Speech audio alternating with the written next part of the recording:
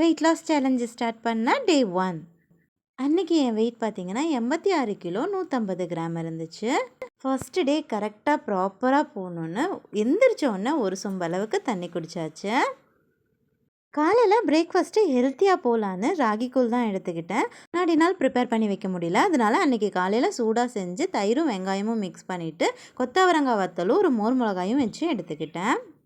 லஞ்சுக்கு as usual சாதம் தான். கொஞ்சமாக சாதம் எடுத்து நிறைய முட்டைகோஸ் பொரியல் வச்சு எடுத்துக்கிட்டேன். ஈவினிங் ஒரு ஆப்பிள் எடுத்துக்கிட்டேன். காலையிலேயே காஃபி குடிக்கக்கூடாதுன்னு குடிக்கலை. ஆனால் ஈவினிங் போல் சரியான தலைவலி வந்துருச்சு. ஒரு டம்ளர் காஃபி போட்டு குடித்ததுக்கப்புறம் தான் ஒரு திருப்தியே ஆச்சு. காஃபி அடிக்ட் ஆயாச்சு. அதுலேருந்து மாறுறது ரொம்பவே கஷ்டம்தான்.